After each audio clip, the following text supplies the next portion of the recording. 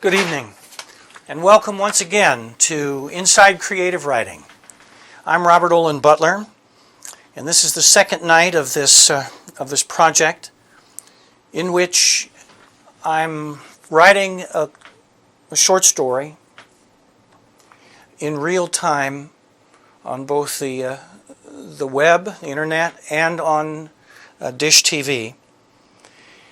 And what you'll be seeing tonight, as you saw last night, those of you who are coming back for a second time, what you'll see largely will be my word processor as I create a short story. And it began last night absolutely from scratch. We've made some progress. We're a little over 400 words into the story now. And if you are joining us for the first time tonight, and indeed, you may have seen this project mentioned today in the USA Today newspaper in the Life section. And you may be joining us as a result of that. Publishers Weekly also covered us today. And you may be a bookseller.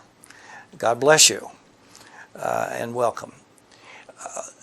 Wired Magazine also. So we are gathering some attention, and I hope that you've come ready to examine in the fullness of detail the creative process.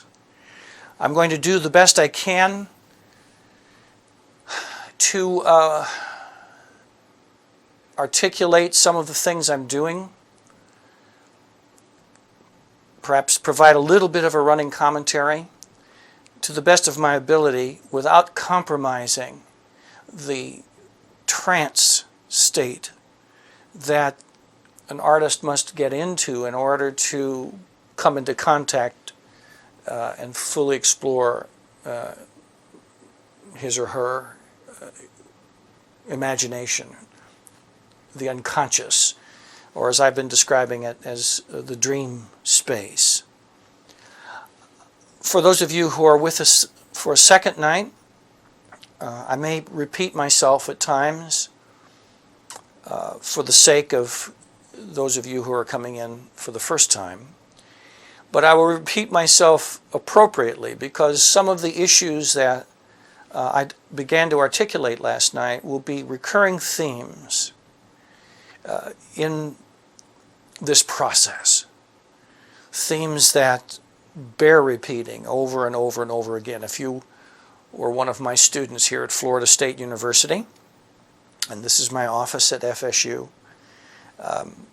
you would know that I speak of certain basic issues of process over and over and over again. So you may hear some repetition as you come back again and again, but these things bear repeating. Now, if you are here for the first night,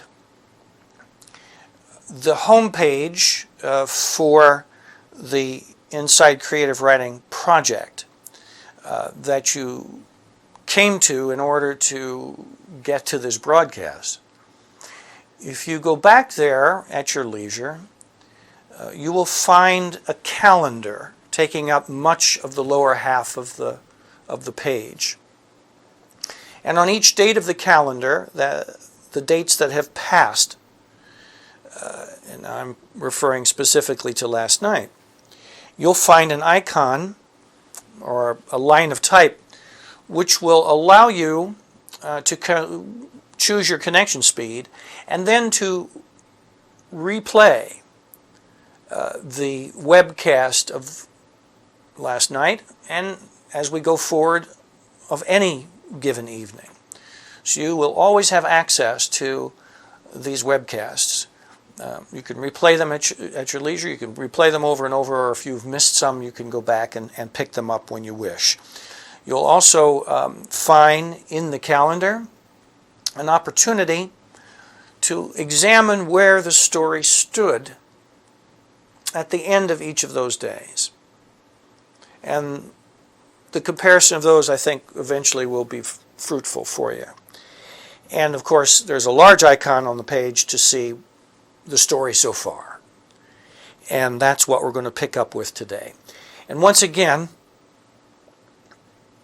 you will have the opportunity, again, by way of that homepage of Inside Creative Writing, you'll have an opportunity to send emails to me through the evening.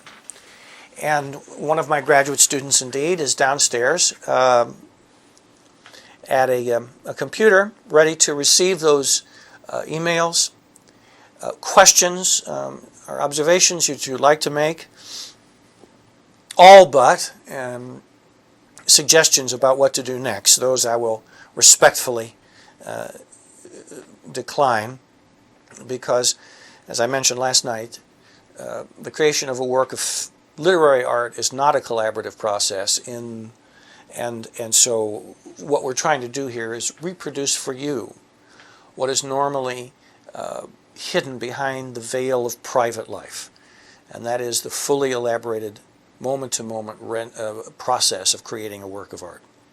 So email me questions. I will spend the last half hour or 45 minutes this evening answering your questions, and I'll be delighted to do that. You will also find on the Inside Creative Writing homepage the image that I've chosen to be the inspiration for this story. It is a picture postcard. And as you will see, if you go back to that and click on it, you will see an image of a fragile-looking biplane, its wing visibly tearing. And that card was a real photo taken by someone. And that someone now is the narrator of the short story that I'm writing. And he had written on the back of the card, "This is Earl Sant of Erie, Pennsylvania, in his aeroplane just before it fell."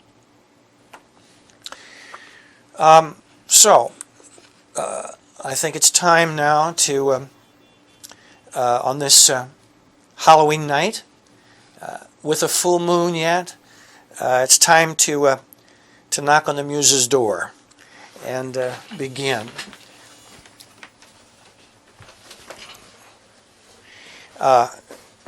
As with last night, getting my moccasins on, just to, normally I write in my home in a much more casually rendered situation, and at least now I can get out of my street shoes and be comfortable.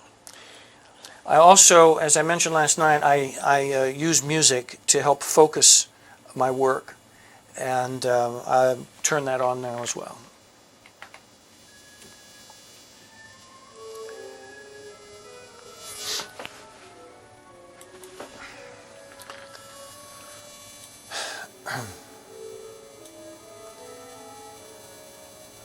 I read aloud often.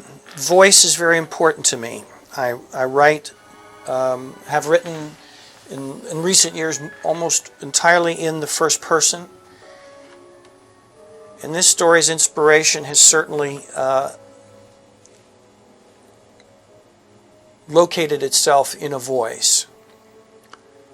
All of the stories in this book of stories I'm writing from these picture postcards are going to be based on voices coming off the backs of the cards.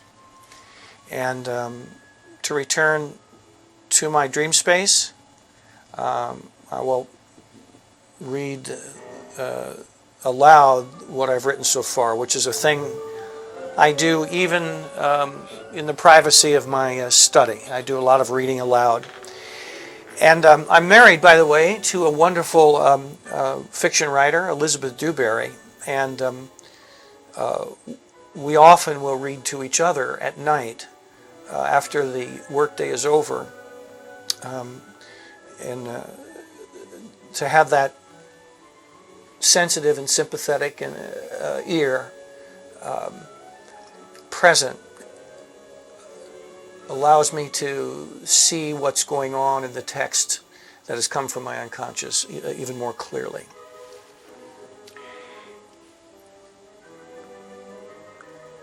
I've seen a man die, but not like this.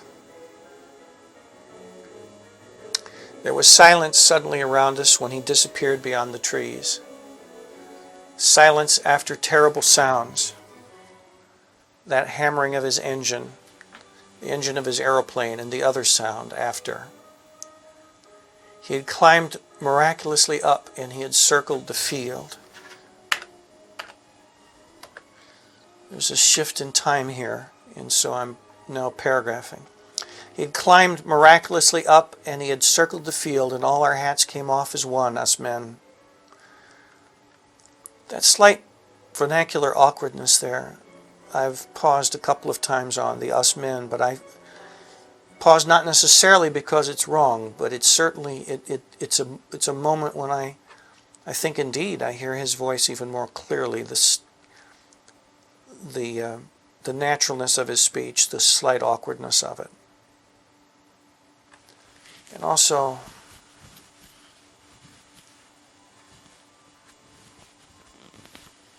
his sense of connection to the others in the field. That's something I'm noticing now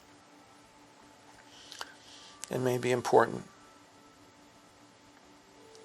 My son cried out too. Hooray, we cried.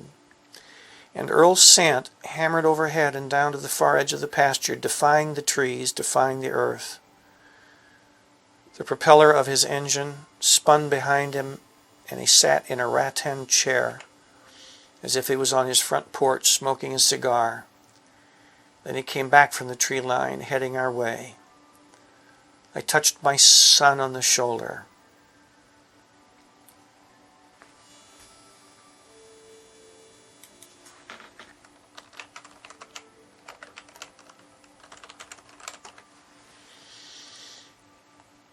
There's no sense of how old he is, and this touches on the youth of his son. I reached down and touched my son on the shoulder. I had never seen an aeroplane, and I confess it scared me some. I had no premonition, but I needed to touch my son, and the plane came toward us, and there was a stiff wind blowing. The plane quaked a little, like a nervous horse.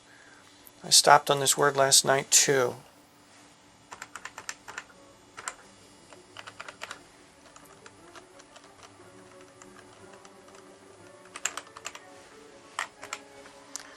The plane bucked a little like a nervous horse, but Earl kept him. This sounds too familiar at this moment. But Earl Sant kept him steady, kept him coming forward, and I felt us all ready to cheer. Again. The plane bucked a little like a nervous horse, but Earl Sant kept him steady, kept him coming forward. And I felt us all ready to cheer again. Commas for me are very important. I do not adhere to strictness of comma rules. Commas are pacing tools, rhythmic tools. Commas for me are ways of joining images, impression, details together, or slightly tapping their difference, their separation. And his perception of Earl flying here does not get blended into the man on the ground. He's very conscious, our narrator, of the separation of this man and this machine from the rest of them. And so that comma taps that sense of the separateness, that this man up there is doing something we cannot do. And so the absence of the comma was wrong, and the comma is right here. I reached down and touched my son on the shoulder. I had never seen an aeroplane, and I confess it scared me some.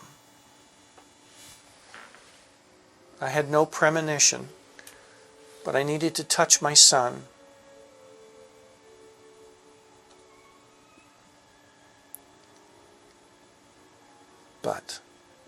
But I needed to touch my son. He did have a premonition, in essence. The but contradicts himself.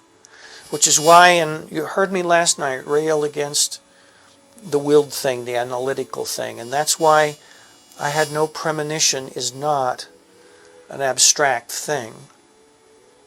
Because dramatic irony is at work here. We hear in the but the fact that he did have a premonition. The subtext then is quite sensual in that it's revealing our narrator's personality.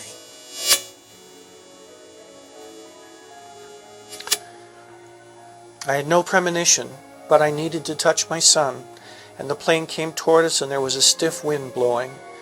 The plane bucked a little like a nervous horse, but Earl Sant kept him steady, kept him coming forward, and I felt us all ready to cheer again. Then there was a movement on the wing, with no particular sound, still the engine, but there was a tearing away. If I had been Earl Sant, if I had been sitting in that rattan chair and flying above these bared heads, I might have heard the sound.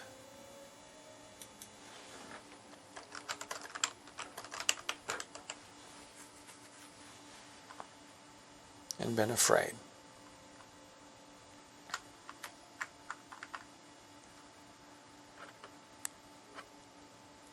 He's trying to touch Sant's feelings now. I lifted my camera. This had nothing to do with the thing happening on the wing. I was only vaguely aware of it in that moment. I lifted my camera and I tripped the shutter, and here was another amazing thing, it seemed to me.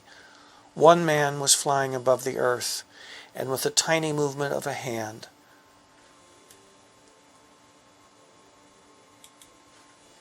another man had captured him. He was about to die, but he was forever caught there in that box in my hand.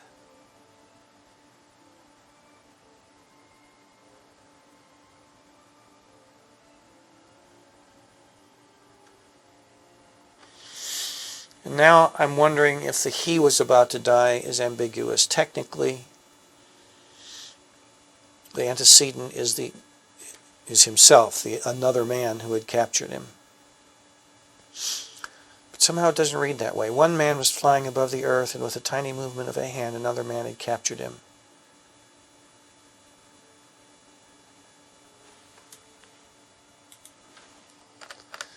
I better place strictly here.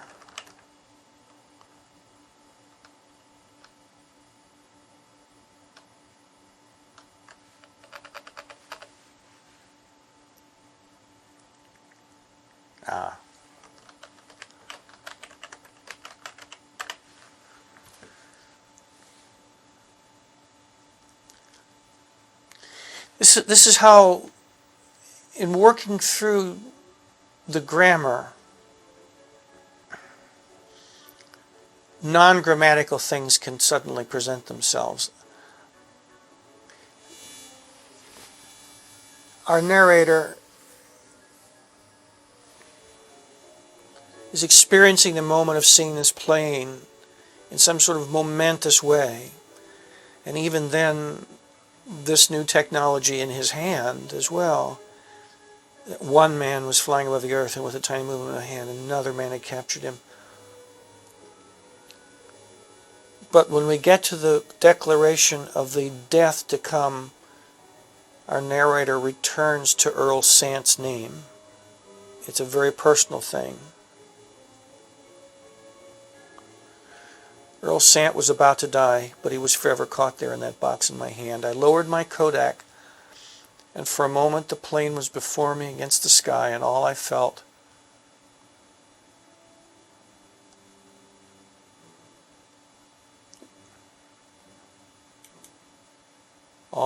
was a thing that I sometimes had felt as a younger man, riding up into the Alleghenies alone. And there would be a turning in the path, and suddenly the trees broke apart, and there was a great falling away of the land. Falling. He fell, Earl Sant. The aeroplane pitched its face forward.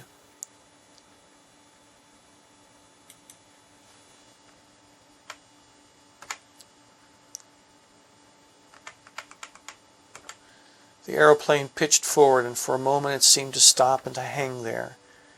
And the engine hammered on, and then it fell, disappearing behind a stand of pine.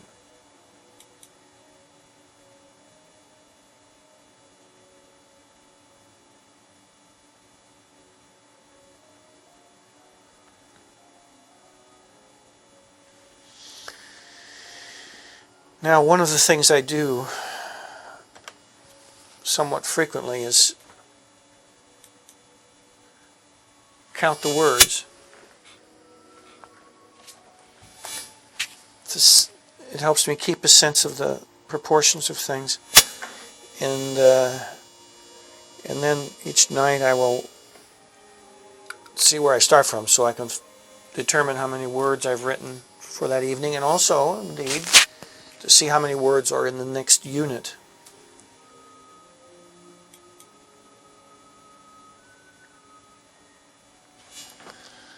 All right, it's time for me to shut up now and try to find what's next.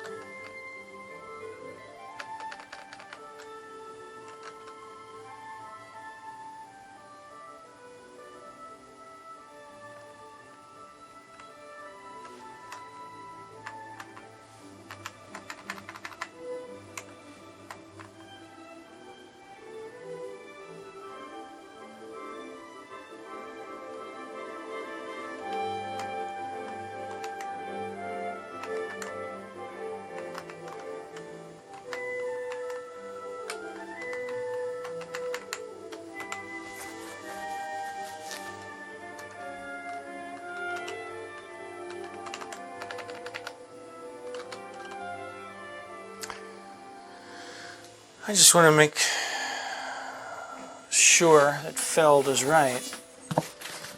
Some things that you feel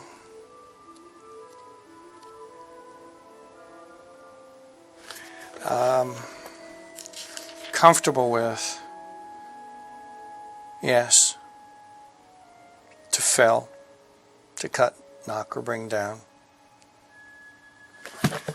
Some things that you know quite naturally seem strange to you in this state of mind.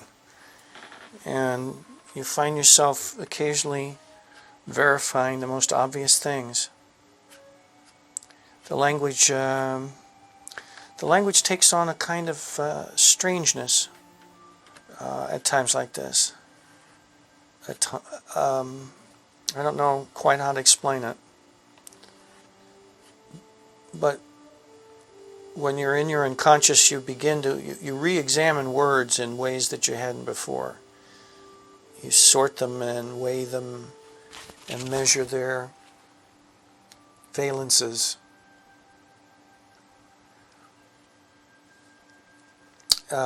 In terms and with motives that are new to you.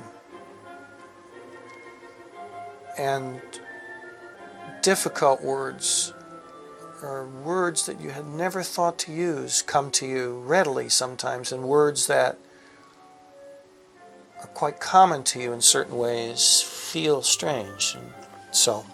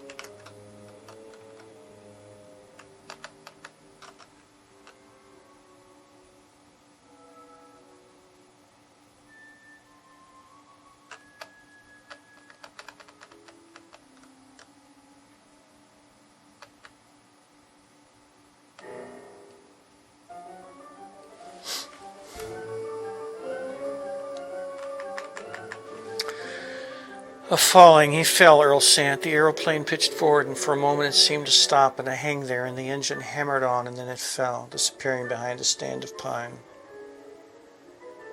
There was a heavy thump there beyond the trees.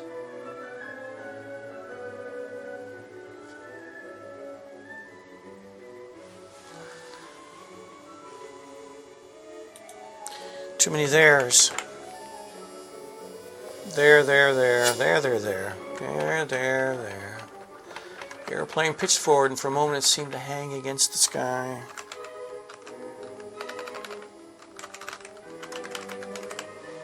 And the engine hammered on, and then it fell, disappearing behind a stand of pine. There was a heavy thump beyond the trees, and I have nothing in my head to compare it to. Not a barn collapsing, not a horse going down, not the dead sugar maple I had felled only this morning in our yard. The sound was new,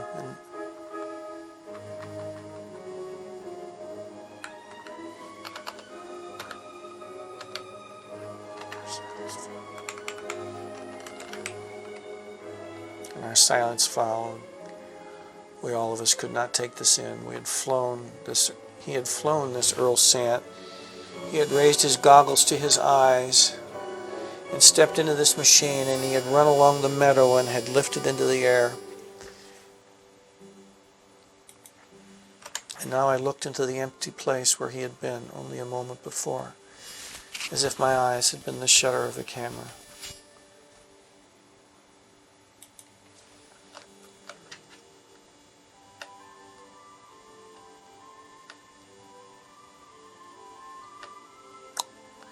Of course, the eyes weren't the shutter. Now, do I want to get into lenses and all that crap? No.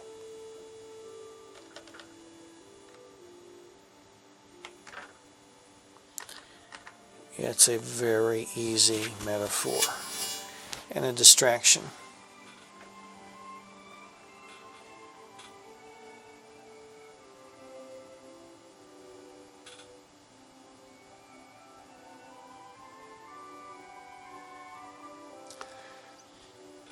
But maybe there's a slight confusion left here now.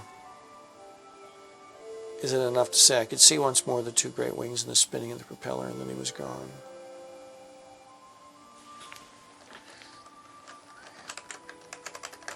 In my head, I could see once more.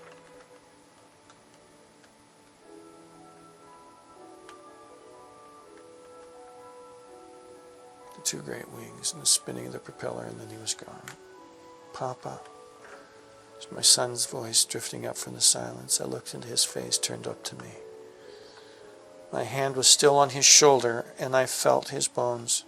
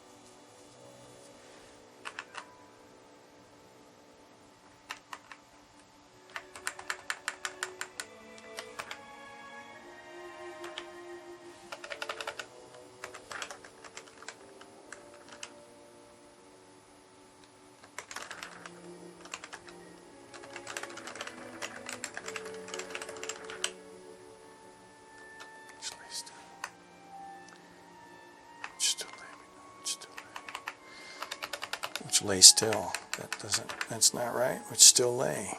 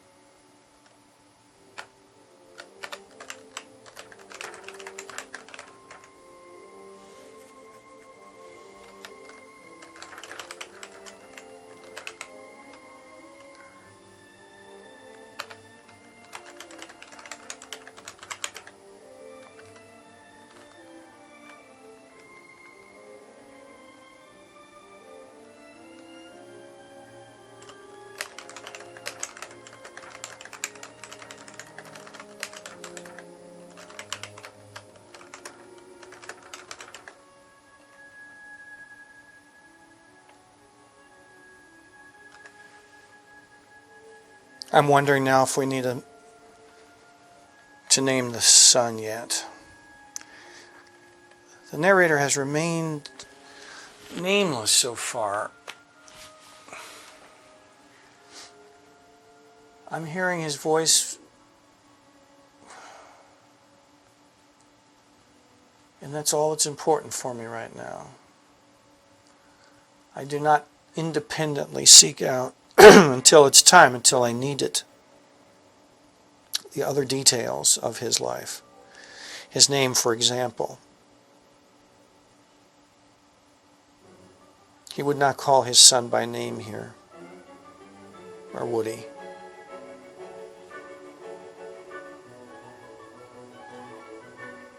We may yet learn the narrator's name. Obviously, this is not the moment. And the question is, do we learn the child's name first? And there's no reason not to, really.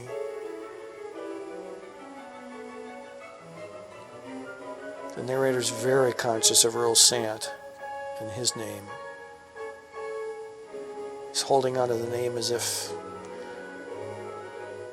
it's a gesture of avoidance of the fact that the man is dead, in a sense.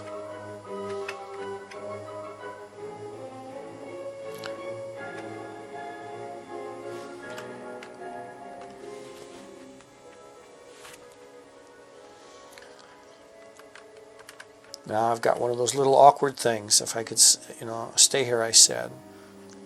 I guess it's automatically understood that he's speaking to his son.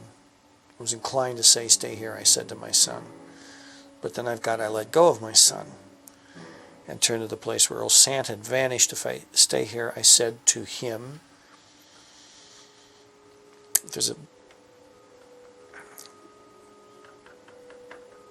way in which one might read that as him speaking to Earl Sant, at least for a brief second, causing the sort of dysfunctional confusion that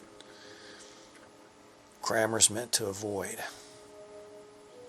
in syntax. Okay, let me back up.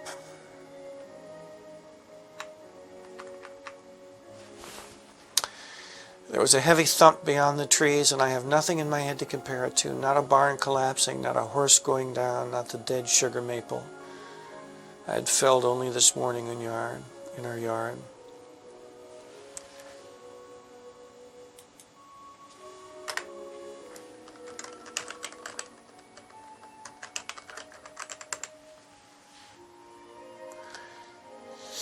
Not the dead sugar maple 40 foot high I had felled only this morning in our yard. The sound was new, and our silence followed. We all of us could not take this in. He had flown, this Earl Sant. He had raised his goggles to his eyes and stepped into his machine, into his machine. And he had run along the meadow and had lifted into the air, and now I looked into the empty place where he had been only a moment before. In my head I could see once more the two great wings and the spinning of the propeller, and then he was gone. Papa, it was my son's voice drifting up from the silence. I looked into his face and turned up to me. It's all right, I said, though I knew it was not. I could feel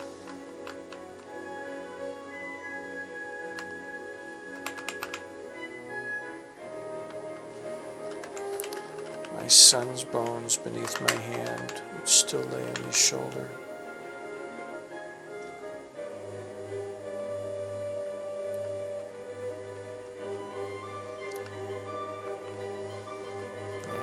Got this my son problem, don't I?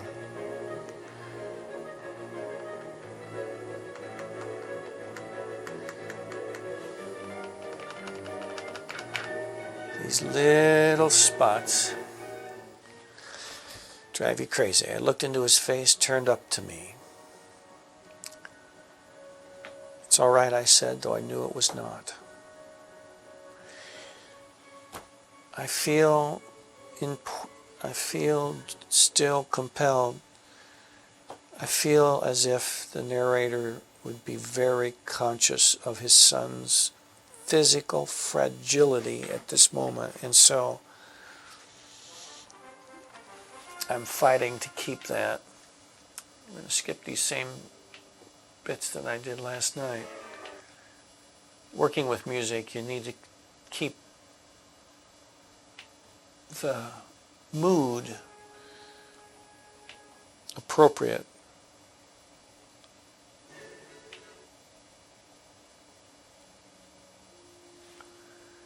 There we go.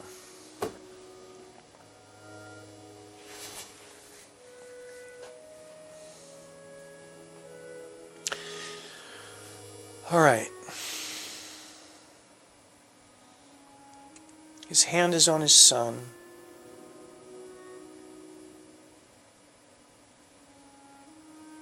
And seeing this man die before him in this way that he had not imagined, he had not anticipated. The world had not yet anticipated, in a way.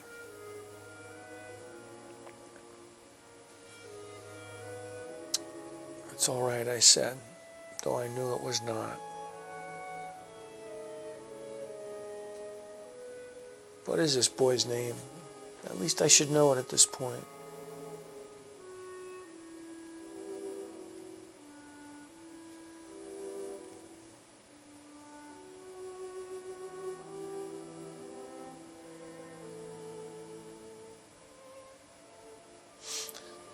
beginning of the last century, my understanding, names often came from the Bible.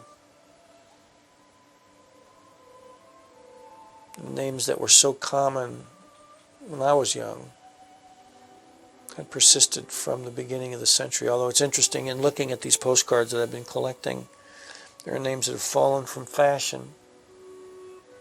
Women's names mostly. Minnie, for instance, very common.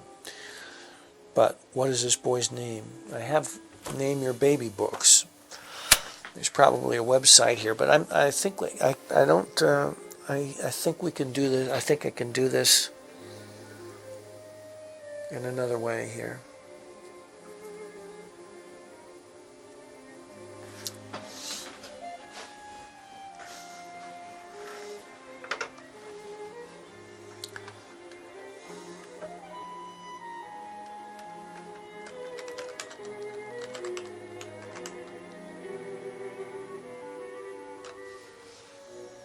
Papa, it was my son's voice drifting up from the silence. I looked into his face, turned up to me.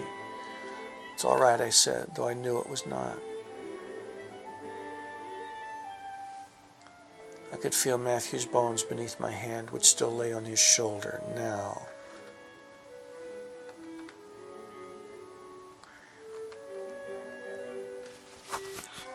Yes.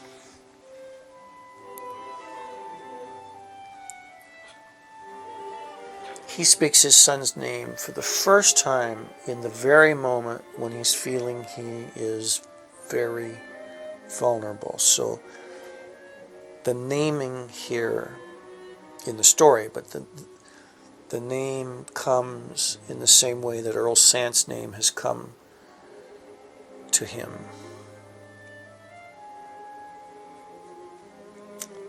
Papa, it was my son's voice drifting up from the silence. I looked on his face, turned up to me. Up, up, up, up, up, up, up, up, and away. It was my son's voice drifting up from the silence, turned to me. We already know he's below him, so we don't need that. I looked into his face, turned, lifted to me. It's all right, I said, though I knew it was not. I could feel Matthew's bones beneath my hand, which still lay on his shoulder. He's gone, my son said. They're lifted. Lifted, lifted.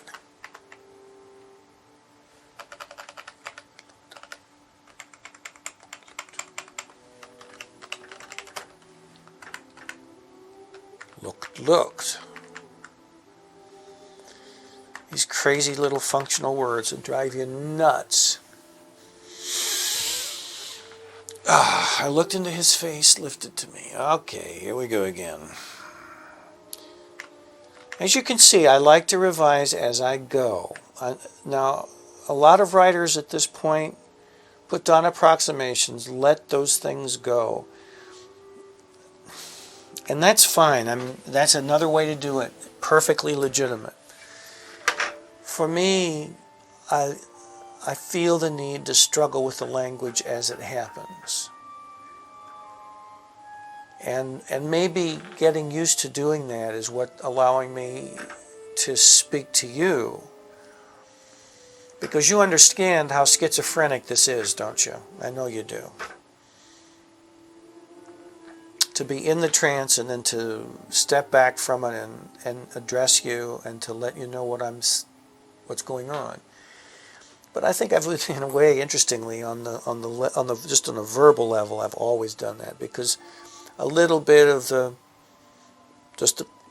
crude struggling with the repetitions of simple words, as I'm doing right now,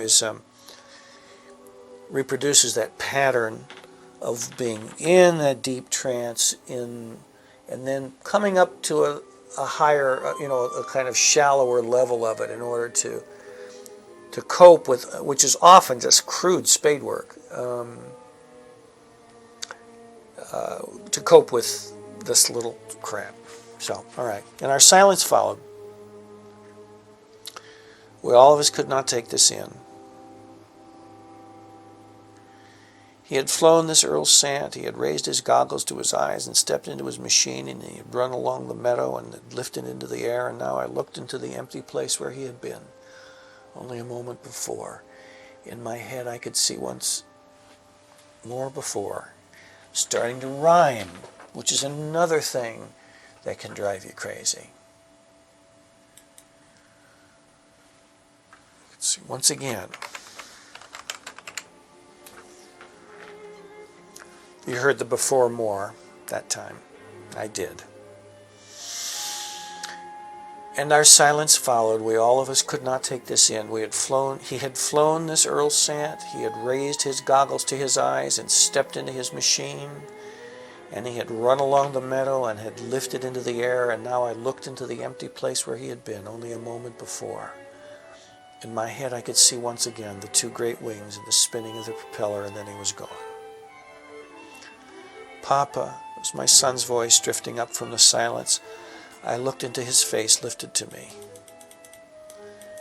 It's all right, I said, though I knew it was not. I could feel Matthew's bones beneath my hand, which still lay on his shoulder. He's gone, my son said. I looked to the others. There was a stirring. Mother of God. You know, I'm going to let the look stand for now.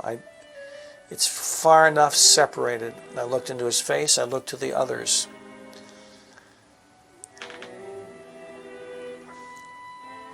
I don't think I have an actual problem with that. Sometimes you imagine, you perceive problems just by the way it looks on the page, when in fact, in the reality of it, in the sound of it, in the rhythm of it, it's maybe not a problem.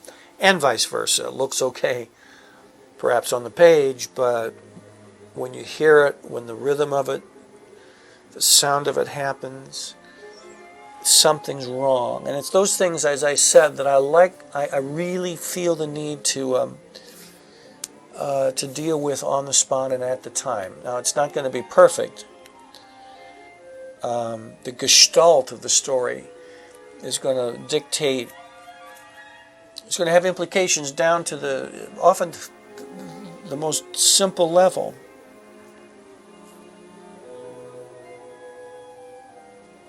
And you'll know that effect only once the story's done, but tentatively, I like to make things as right before I go on. Okay. He's gone, my son said. I looked to the others. There was a stirring. Mother of God, one man said, and he began to move in the direction of the pines. He was right. We had to do something now. I let go of my son and turned to the plain where Earl Sant had vanished. Place. I let go of my son and turned to the place where Earl Sant had vanished. Stay here, I said.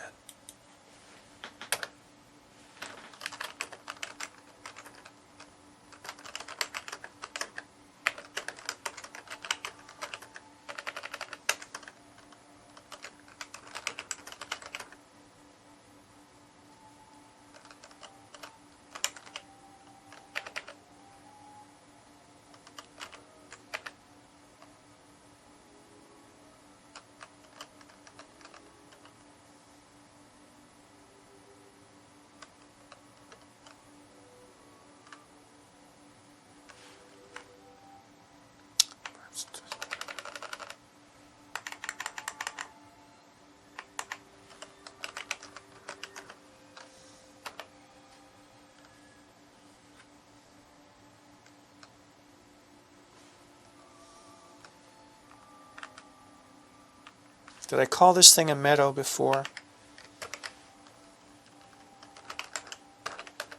Yes.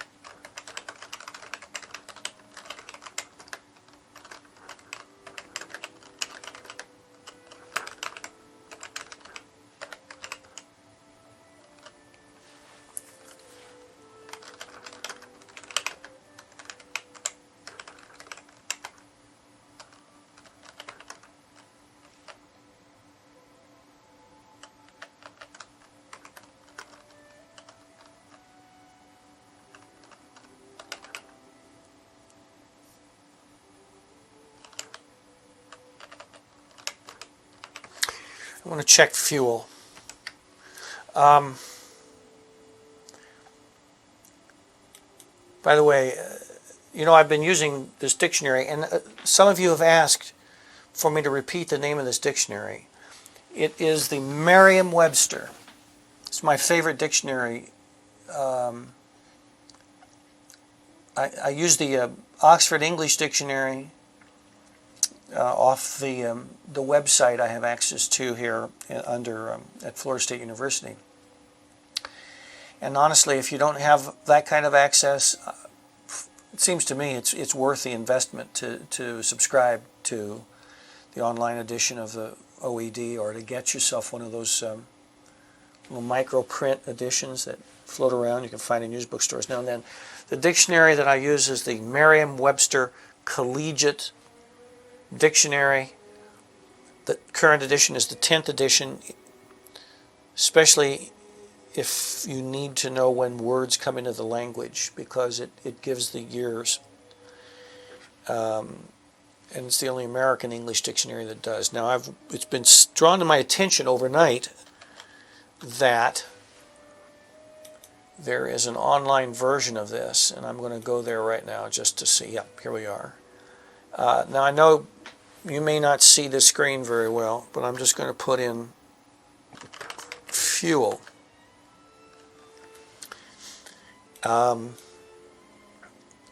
And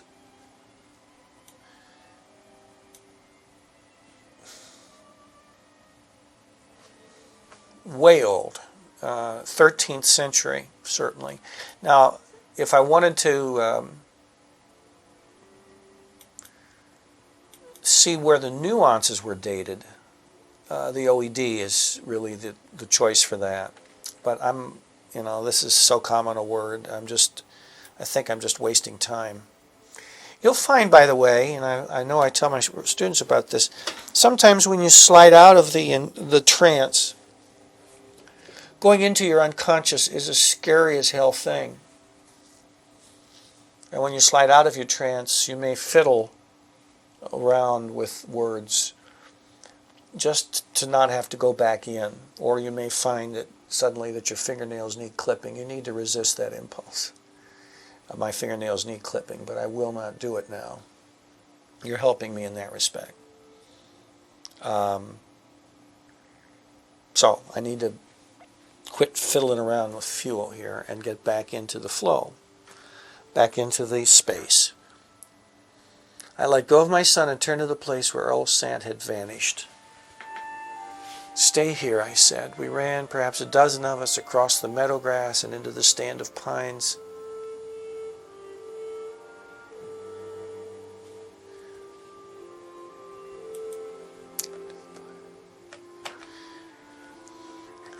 We ran, perhaps a dozen of us, across the meadow grass and into the pines, and I could smell burning, and there was smoke up ahead, and I could smell a newly familiar thing, a smell of the automobiles.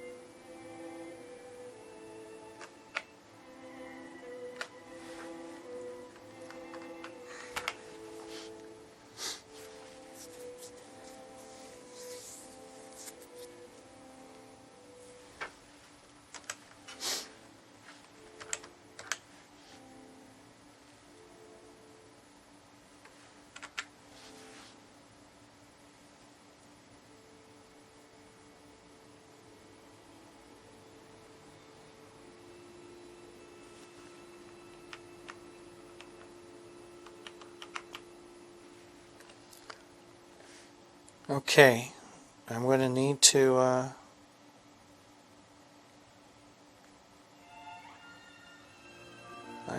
to see Earl's body. I don't see it at the moment. Our narrator is going to see it. Must see it very clearly.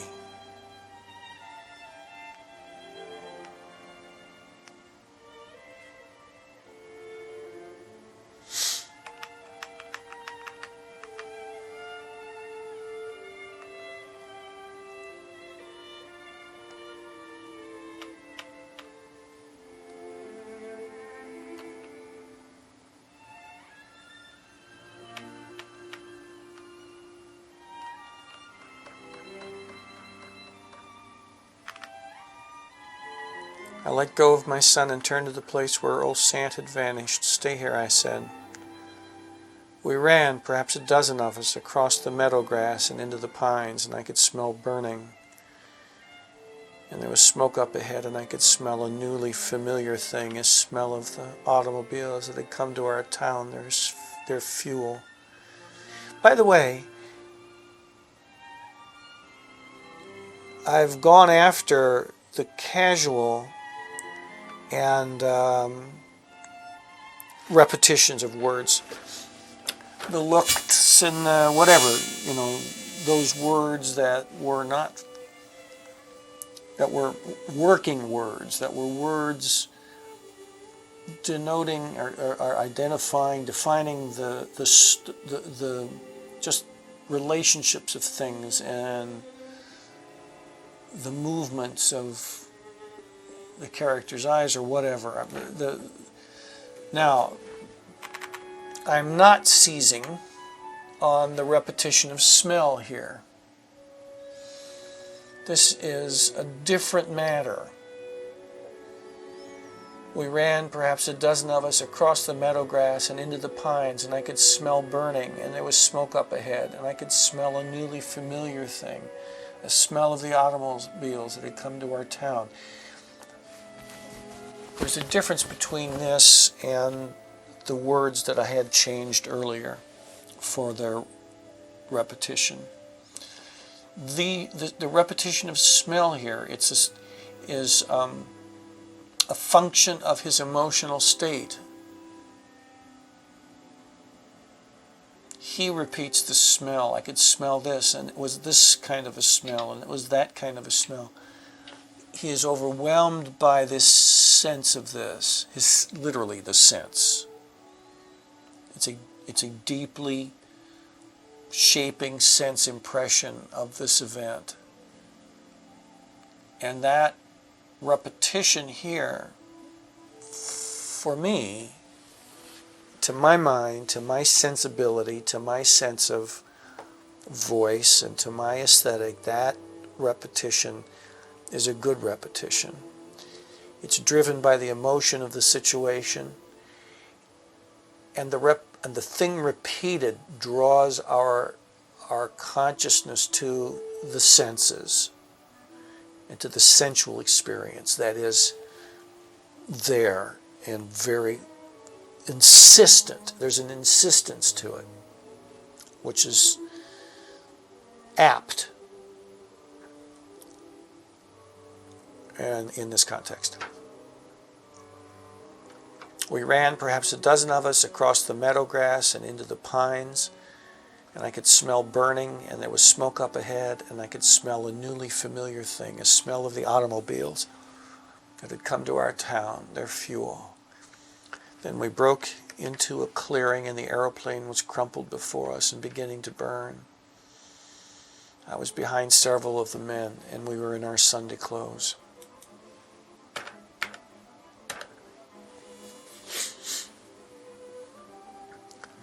This paragraphing now, it's the rush into the thing, into the clearing, the sense impressions was beginning to burn. Feel the shift here. He's pulling back a little bit. In a way, hiding. by letting himself be conscious of the fact that there are other men between him and this terrible thing. And he pulls back even farther emotionally now, moving to how they were dressed. And of course, they're inappropriately dressed for the task before them. But you can see how it's a way of him not seeing really what's happening beyond them. And that's why it was going to be a crucial kind of moment for me to try to let him see that. I too, being in his sensibility here, I'm reluctant to look. And, fully elaborated, gory details of this would not be the appropriate thing either, but we have to see it together, he and I. But I feel him now pulling back. I was behind several of the men, and we were in our Sunday clothes, and we had left our churches this morning, and had come to see the exhibition of this wonderful thing, and now we were stripping off our coats and winding them around our hands and arms, and two men were ahead of me.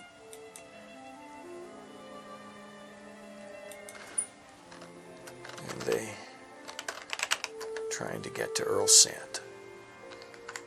I inched around. I came around them.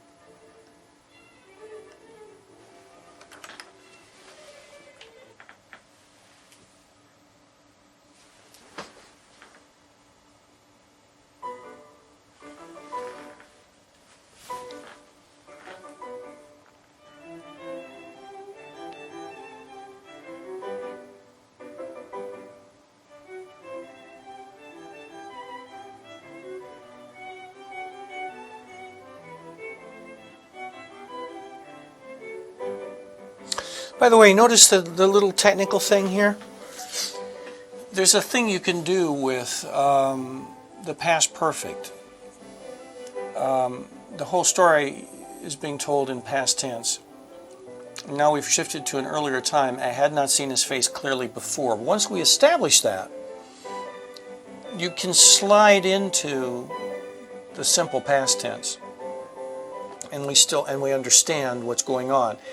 And in a way, it imitates the way in which, as you enter into a memory, it is distant to begin with, and as you get deeper into it, it becomes as if it's now, the now being the simple past tense.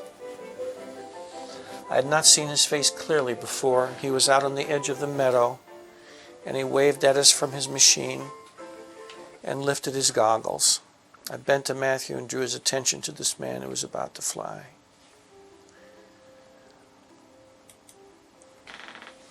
I'm still not satisfied with the way in which he first engages Sant's brokenness, his body.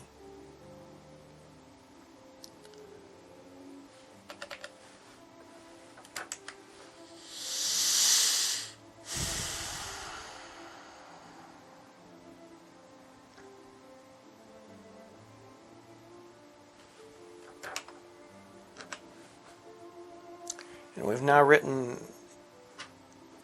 over 400 words tonight.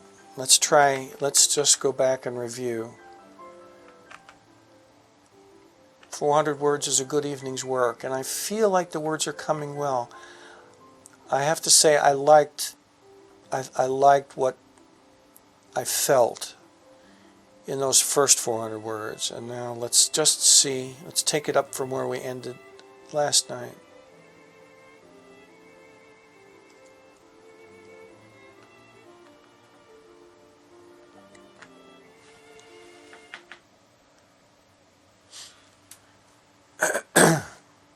There was a heavy thump beyond the trees, and I have nothing in my head to compare it to. Not a barn collapsing, not a horse going down, not the dead sugar maple 40 foot high I had felled only this morning in our yard.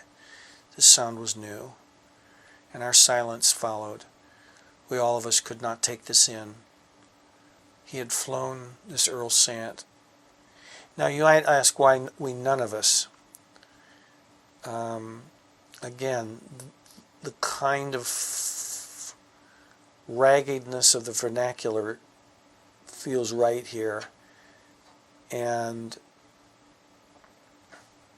his sense that he's part of a larger community here of men in this field. And it seems like mostly men who came out to watch the plane in this 1913 setting. And our silence followed. We all of us could not take this in. He had flown, this Earl Sant. He had raised his goggles to his eyes and stepped into his machine, and he had run along the meadow and had lifted into the air, and now I looked into the empty place where he had been only a moment before. In my head I could see once again the two great wings and the spinning of the propeller, and then he was gone. Papa, it was my son's voice drifting up from the silence. I looked into his face, lifted to me.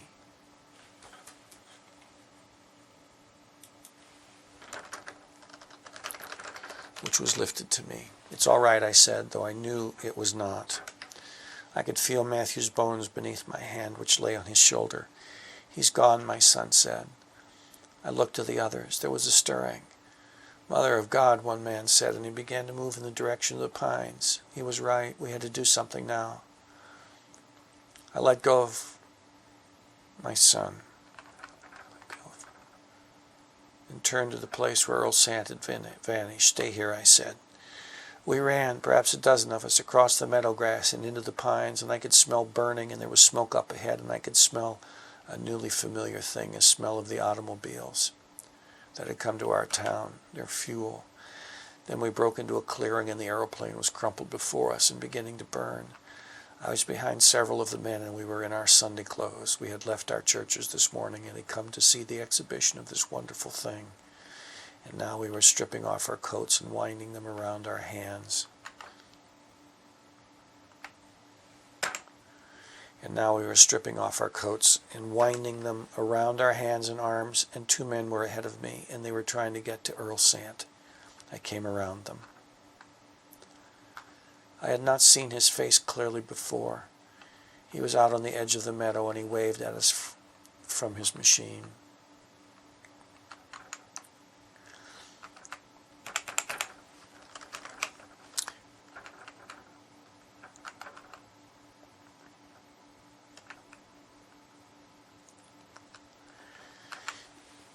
He's already made reference to that moment, and he's going back to it. He's returning as memory does and re-examining another element of it. This little moment in retelling this, he's avoiding still looking clearly. He's not ready to look, and that's why I'm not ready to look.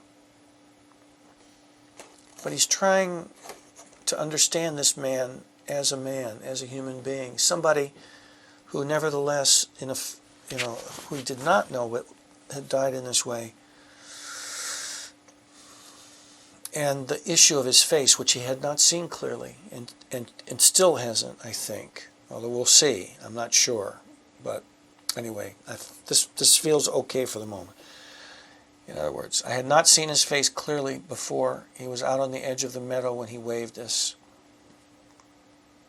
us from his machine and lifted his goggles.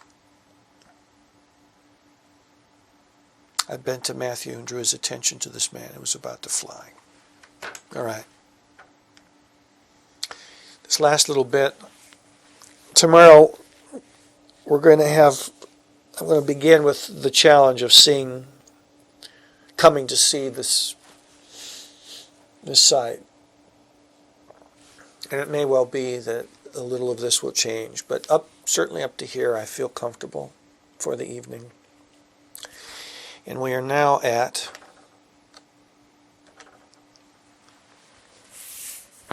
(853) words.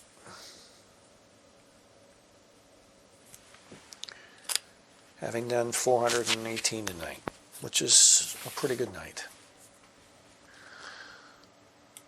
Okay, I think it's now time to turn to the questions. Now, I have a question or two left over from last night. And as one of my graduate students makes his way upstairs here to bring the questions of the evening, let me deal with a couple of them from before. From Maeve in Los Angeles. How many rewrites do you usually do before submitting a piece of fiction, and how much emphasis do you place on the rewriting process? Well, you do as many rewrites as is necessary, but I think her question here, and I probably had her question somewhere in the back of my mind when I made that little observation in the midst of writing tonight. For me, rewriting much of it comes, the deep, the basic spade work of the rewriting, and not just mechanics, but rather really focusing on getting the images right, the character nuance right, all of that I need to feel is shaping into its ultimate organic shape as I go. Other writers who do full rewrites more commonly, and I will do a full rewrite if necessary, but I don't generally find that necessary in my work. And here's my assistant. Come on in, Andrew. Oh, Willie, great. How you doing, man? Pretty good, pretty good. Good. This is my one of my wonderful graduate students, Willie Hobbs, and I thank you so much. We have some more Yes. questions tonight. Quite a few. Thank you. We'll see you.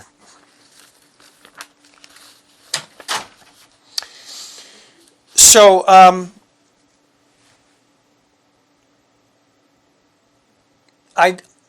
the other option is to, as you write, to make approximations and to end up with a kind of sprawling, largely approximated draft.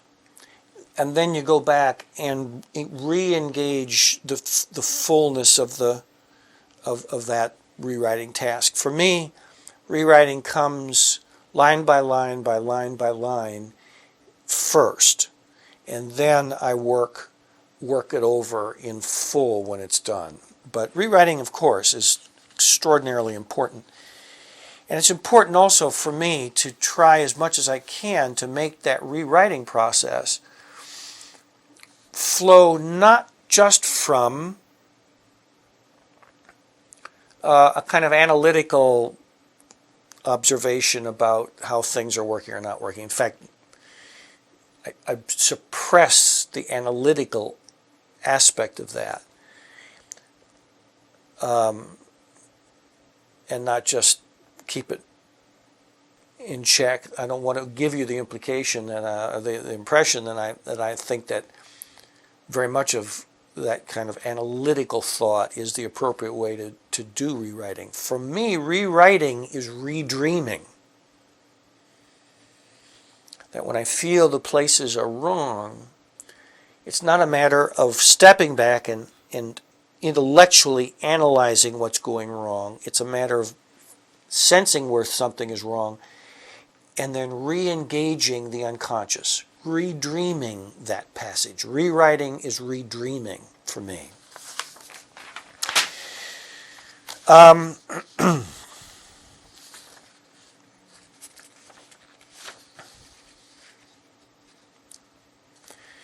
This is from Melanie Hobson.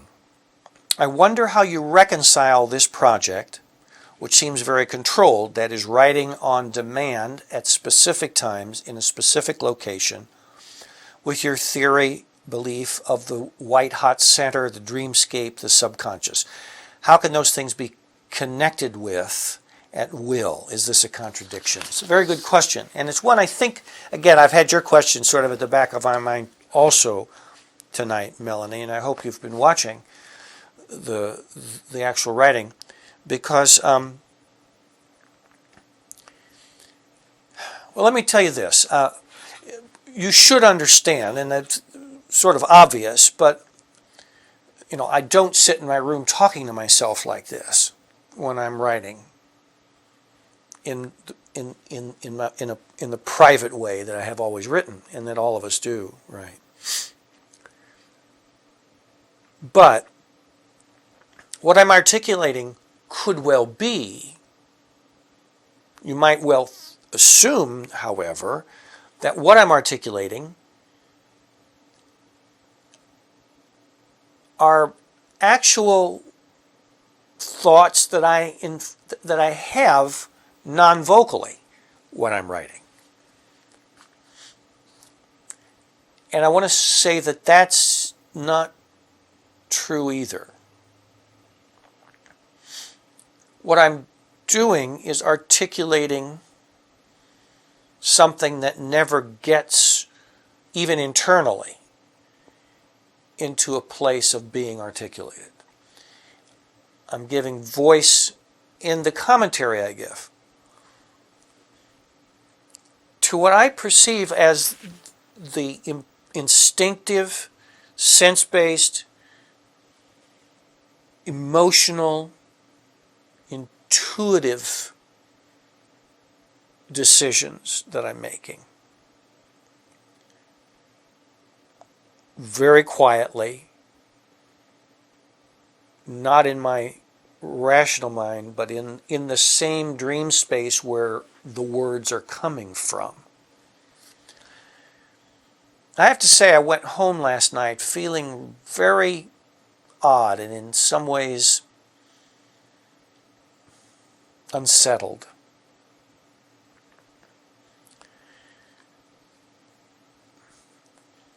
I've mentioned the trance state before, and Melanie is right to wonder if you can, on demand, go into that space. Now, by the way, the problem with going on in demand has to do, it seems to me, not with, as Melanie puts it, writing on demand at specific times in a specific location.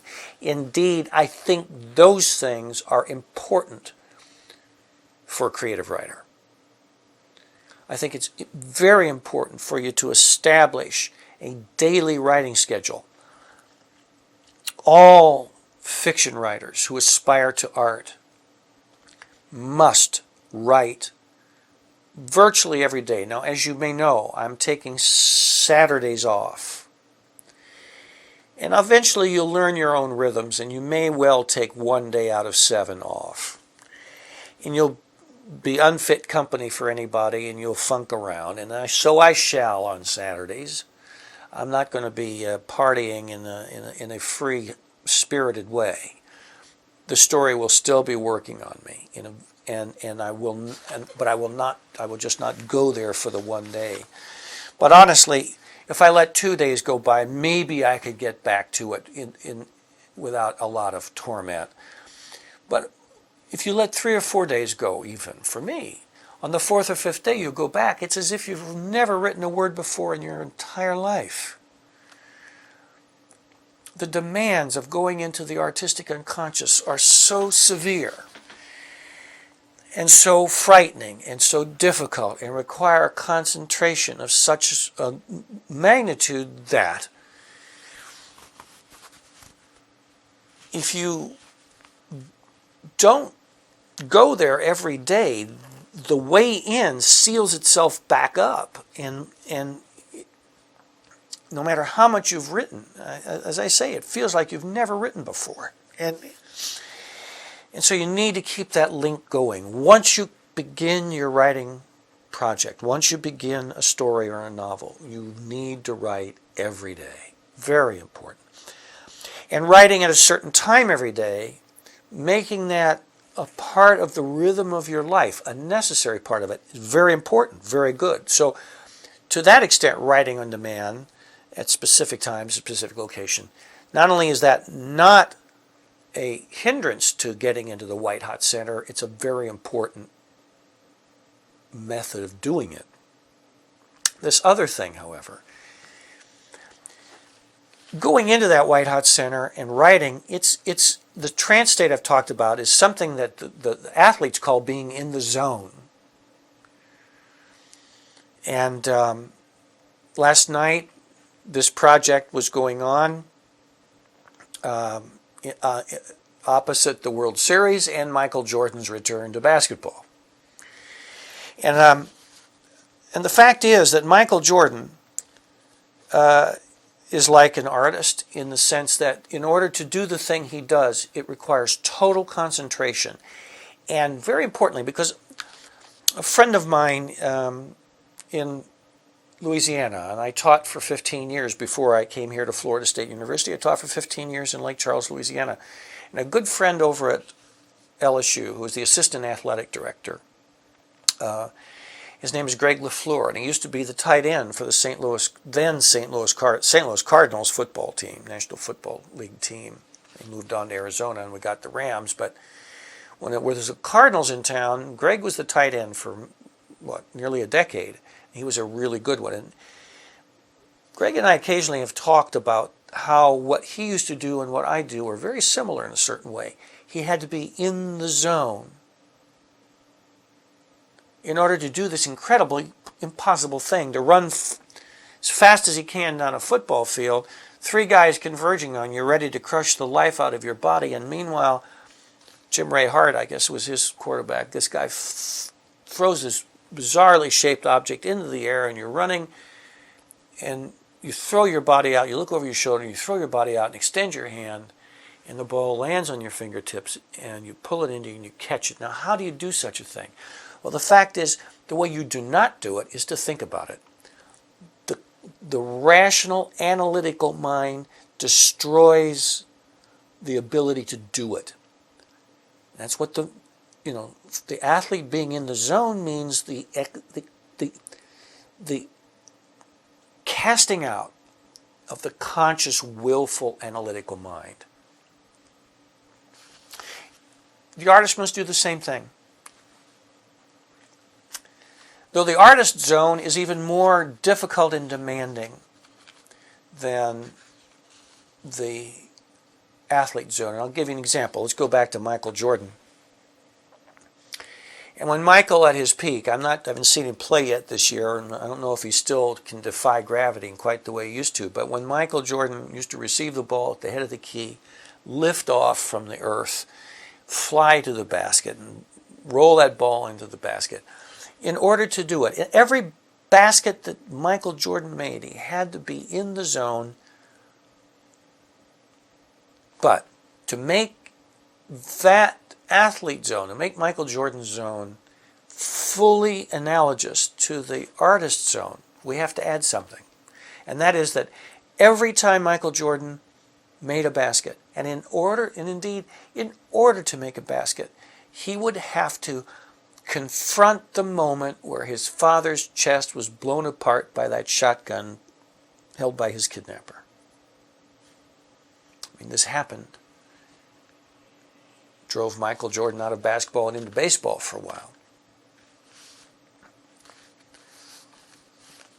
But the artist zone requires exactly that. Michael Jordan and all the athletes, to be in their zone, they've got to get rid of their analytical mind, but they do not have to go into their unconscious. They do not have to go in their dream space. They go into their muscle memory. They go into their bodies. Now, the artist must go into her body as well, because creation of a work of art is an entirely sensual thing. But the artist must also, in order to write, in order to be in the zone where the writing comes from, must also go into her unconscious and be open to all of the horrors and passions and aspirations and losses and all all that incredibly intense, roiling mix of all of your deepest feelings.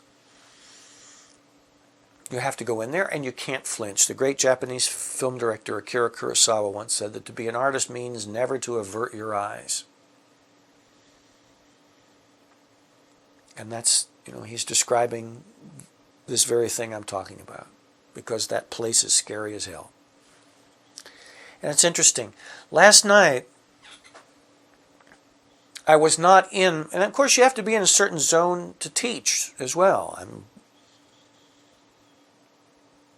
I don't want to look at the tape of last night, because in these moments I speak to you, I felt at times I was fumbling and saying things awkwardly that I usually can say more effectively. Right now I feel like I'm kind of in the teaching zone, better than last night, not perfect. But the fact is, I never had a chance last night, and I have not had a chance tonight, a little bit now, and maybe some, but I think I was in each of the two zones, but I was in one and then out of it and in the other one and out of it and in the other one. And that's the thing, Melanie, that is difficult here and artificial. But I'm doing it, and that's the kind of going over Niagara in a barrel part of this whole project. But I'm doing it in order to try to bring some light to this process. And I did not walk away last night, and probably won't tonight either, feeling because the thing about that wonderful kind of feeling of, I don't know, it's a kinesthetic thing. It's a sense of openness, giving, whatever. I was doing it, I think, in both the teaching mode and in the creating mode, but I was toggling back and forth between them, and so I did not walk away from this office with that sense of release, that sense of having sustained a certain concentration through the whole time. I was going between two quite different sorts of concentrations, and that's kind of an important thing to understand. So that was a good question, Melanie. Okay, question from Mimi Carmen. Since you seem to develop your character-oriented story as you write, do you ever sense the ending before you start? I believe endings should have epiphanies. Do you know what that change will be before you start writing? I believe in epiphanies too, Mimi. You understand epiphany is the term that James Joyce coined or appropriated from the Catholic Church. It literally means a shining forth.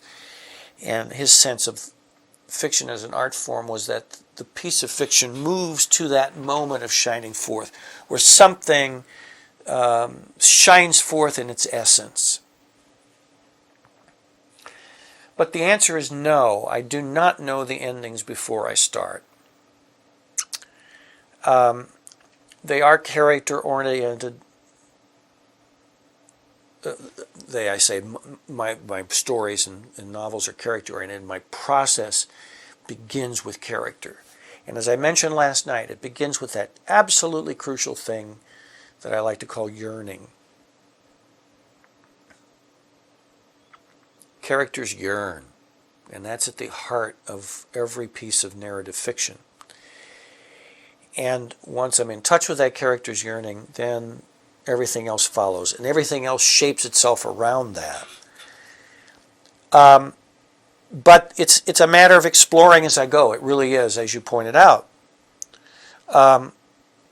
Indeed, I think there's a distinction between literature and non-literature. You may often wonder, why isn't Stephen King, for example, considered to be an artist? Why is he not creating literature? And I would put in this example I'm about to give you, not only Stephen King on the one hand, but also, let's say, Jean-Paul Sartre as novelist.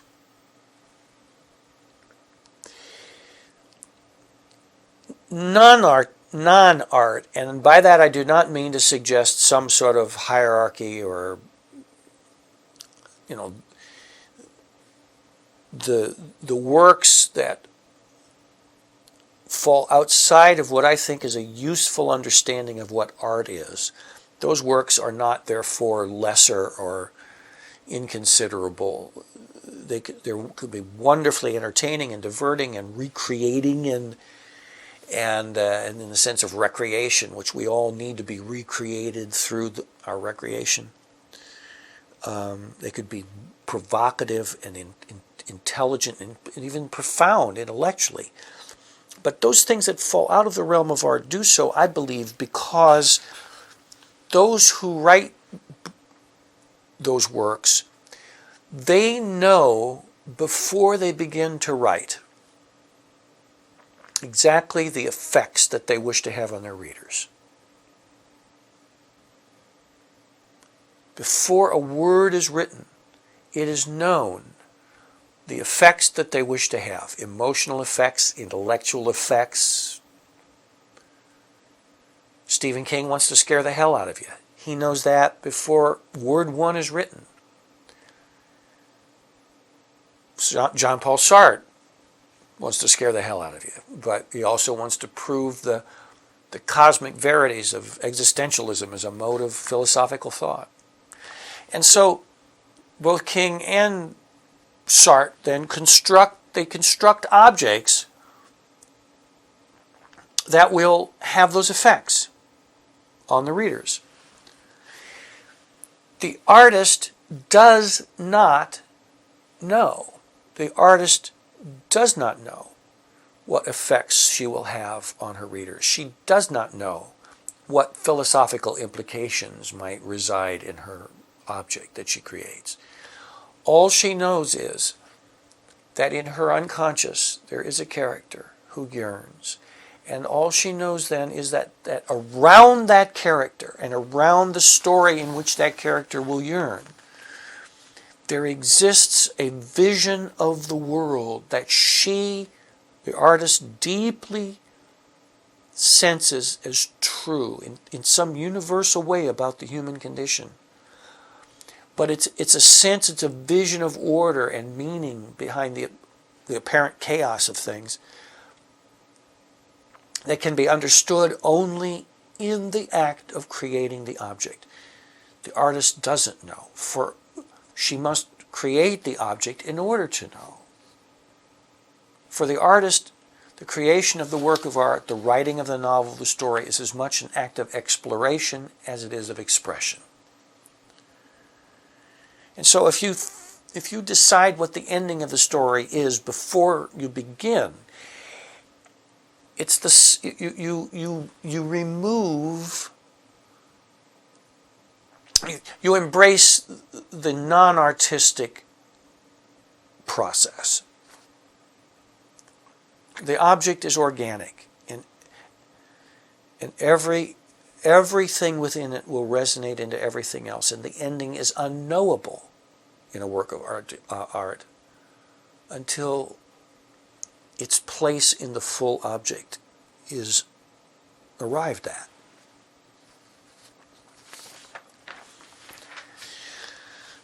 Okay, from S. Piernan. You're opening with the most dramatic event. How will you keep the tension up? This is a good observation. We have the fall of the plane. But again, I'm not anticipating what the end will be. I don't know what the most dramatic event will be.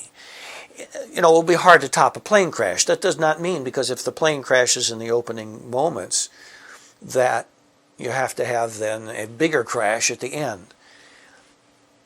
The work of art, the arc of the narrative, the rising importance, which let's use that if we can instead of tension, because tension is a perhaps too confining term in a sense. It gives the wrong impression.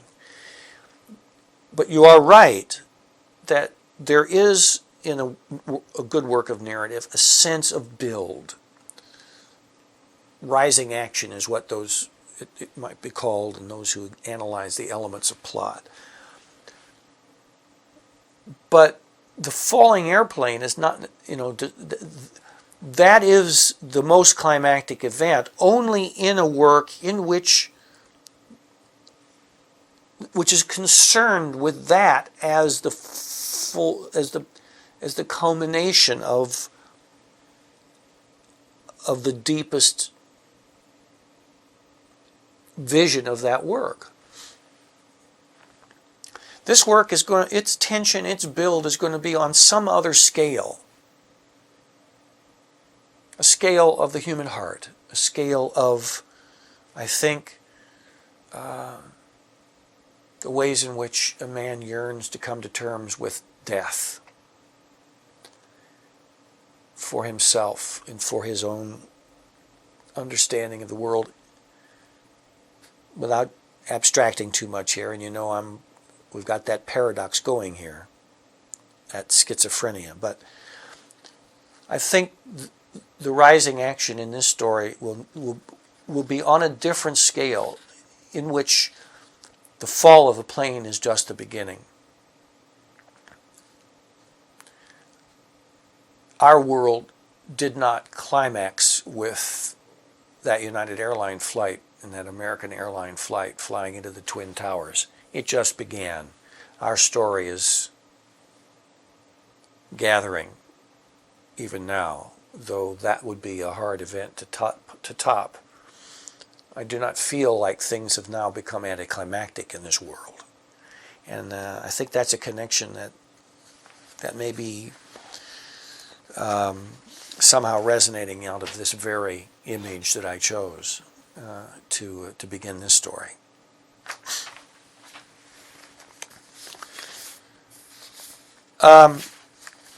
When you sit down to write, how do you get to that place you dream? How do you get into the trance? Well, certainly an important aspect of that is what I mentioned earlier. You go there every day.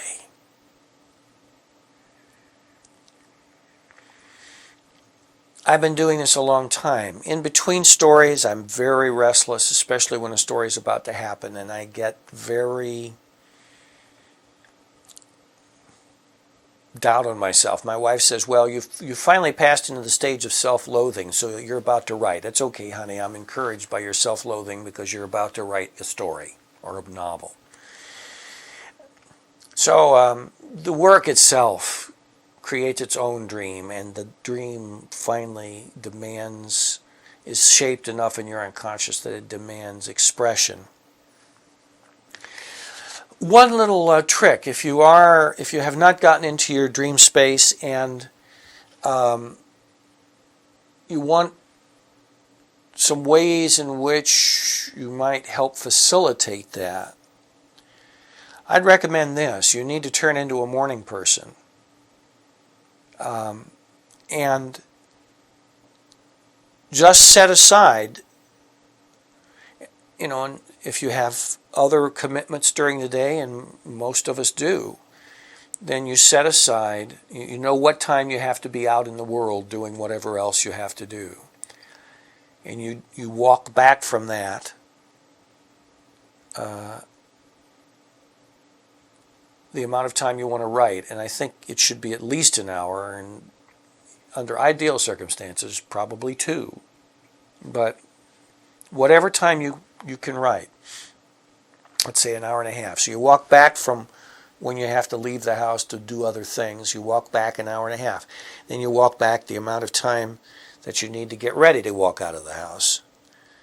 And that's the time you set your alarm for, and you get up. And when you get up from your literal dreams, now I'm not suggesting that you use literal dreams. I've never used one of my actual nighttime fast asleep dreams. I've never used one as a basis of a piece of fiction. But the place where you are when you are asleep and dreaming, that place in yourself is a place very much in the same vicinity where you must go to create a work of art. And so you wake up, and if the coffee timer, if you need coffee, you put the timer on, because you wake up, you grab that cup of coffee, and you go straight to work. And you do nothing else. You might stop at the restroom, but bathroom break, grab the coffee, and you go to work. And you go to work in a space where you do your creative writing, and you go into your trance there. That's very helpful before the rest of the world intervenes, because once you get out in the world each day, you're apt to find that you're drawn up into your mind, into your analytical faculties. We spend most of our days there, and we need to. Without, if you spend all of your days, in that weltering trance of dream state, you're going to go crazy.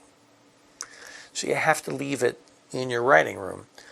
But by the same token, the rest of the day, the rest of the world will draw you up into the place that you've got to get out of to create. So it might help you then to do it first thing in the morning, before the rest of the world can intervene, and while you have quite recently been a part of that other trance place, which is from your sleep. L.G. Newman in Rhode Island asks, can a metaphor run the risk of interrupting the flow of a story? Absolutely. In fact, you saw, if you were here last night, or if you want to replay the archive, there was a metaphor last night that interrupted the flow of the story. One I kept was when he watches Sant's plane go by at first. He sees him sitting, and the early aviators did sort of attach regular chairs to their planes. And he sees Sant in a rattan chair, as if he were sitting on his porch smoking a cigar. Then later in the story, when the plane begins to go down, if you go back to the archive, you'll see that for a time I went back. The narrator watched Sant fall out of his chair as if he were getting up off the porch after finishing his cigar and so forth. And that whole metaphor returned and indeed began to interrupt the flow of the story, because we're watching that plane fall, or our narrator is. And this metaphor returned and started trivializing and interrupting the flow. So you're absolutely right. That can happen, and you need to guard against it. We have time for one more quick question. Thomas Bruder in Germantown, Tennessee said, why did the voice of the observer and not Earl Sant resonate most clearly? As I think I mentioned, when I first bought the card, I thought it would be Earl Sant resonating most clearly. But honestly, and I didn't understand this, and by the way, believe me, if I were writing this story in the privacy of my own home, this connection with September 11th would never have come up to the consciousness of my mind, and I'm constantly trying to put it aside. But I think that the observer resonates most clearly, and why this story is deeply connecting to my unconscious now is because we were all the observers in the fall of a plane back on September 11th.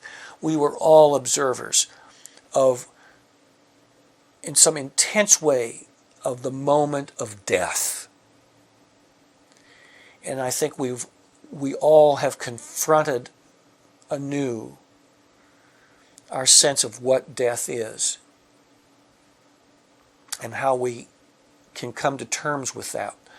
None of us had a frame of reference for what we saw concerning a plane crashing.